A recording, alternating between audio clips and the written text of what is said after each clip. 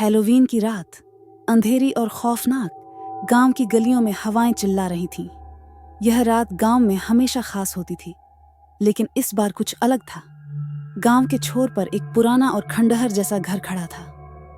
यह घर बरसों से वीरान पड़ा था, लेकिन आज की रात उसके खिड़कियों से अजीब सी रोशनी चमक रही थी। यह घर उस खतरनाक चुड़ैल का था जिसे गांव वाले बुरी किस्मत का प्रतीक मानते थे। उसका नाम माँ कलावती था। माँ कलावती एक समय में गांव की एक प्रसिद्ध चिकित्सा विदुषी थीं, लेकिन एक दिन गांव के लोग अचानक बीमार होने लगे। उन्होंने माँ कलावती पर जादू टोना और काला जादू करने का आरोप लगाया और उसे गांव से बाहर कर दिया। माँ कलावती ने बदला लेने की कसम खाई और कहा कि वह लौटेगी और गांव को शापित कर देगी। समय बीतता गया और माँ कलावती की कहानी पुरानी हो गई, लेकिन हैलोवीन की रात में उसकी दहशत अभी भी ताज़ा थी। इस रात गांव के बच्चे हमेशा अपने माता पिता से डरावनी कहानियां सुनते थे और कभी भी उस खंडहर वाले घर के पास नहीं जाते थे। लेकिन इस साल कुछ साहसी बच्चे, जिनमें सबसे अग्रणी 15 वर्षीय अजय था, ने तय किया कि वे उस खंडहर वाले घर में जाकर देखेंगे कि वहां वास्तव में क्या है। अजय और उसके दोस्तों ने हैलोवीन की रात छुड़ी और नीयत बनाई कि वे डर को मात देंगे। तुम लोगों को सच में वहां जाना चाहिए? रेखा ने चिंता के साथ पूछा। उसकी आंखों में डर की झलक थी। हाँ, हमें देखना चाहिए कि वहां सचमुच कुछ है या सब झूठ है, अजय ने आत्मविश्वास के साथ कहा। रात के अंधेरे में वे खंडहर की ओर बढ़े।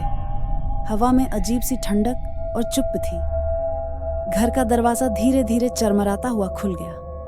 अजय ने अपनी टॉर्च को आगे बढ़ाया और धूल भरी पथरीली सीढ़ियों पर चढ़ने लगा। उसके दोस्त मोहित और रेखा उसके पीछे पीछे चल रहे थे। उनकी सांसें तेज हो रही थीं। घर के अंदर चारों ओर सन्नाटा था। केवल उनकी कदमों की आवाज सुनाई दे रही थी। दीवारों पर पुराने काले चित्र और अजीब सजीब वस्तुएं थीं जो एक अजीब सी फीलिंग पैदा कर रही थीं।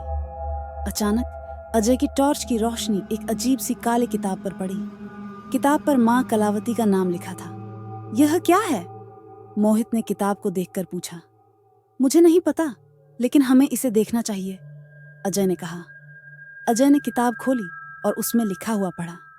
वह एक शाप था जो माँ कलावती ने गांव के लोगों के खिलाफ लिखा था। शाप का उल्लेख था कि यदि कोई भी शापित घर में दाखिल होगा तो उसे अनैतिक तरीके से मारा जाएगा और उसकी आत्मा उसी घर में कैद हो जाएगी। हमें यहां से निकलना चाहिए, रेखा ने घबराहट के साथ कहा। लेकिन तब तक अचानक घर का दरवाजा बंद हो गया और एक अजीब सी हंसी सुनाई दी। अजय और उसके दोस्त घबरा गए। कमरे की दीवारों पर अजीब सी छायाएं चलने लगीं और एक अदृश्य शक्ति ने उन्हें जकड़ लिया।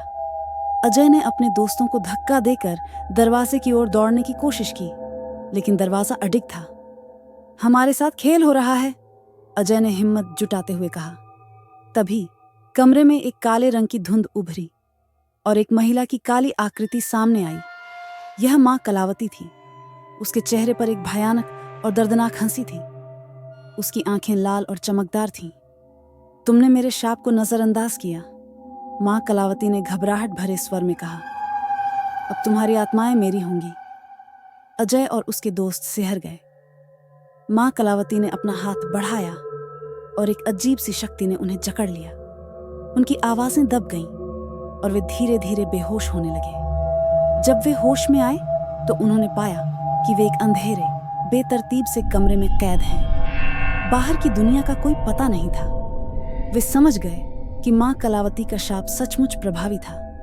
इस भयानक रात के बाद अजय और उसके दोस्तों की कोई खबर नहीं आई। गांव के लोग कभी भी उस खंडहर वाले घर की ओर नहीं गए।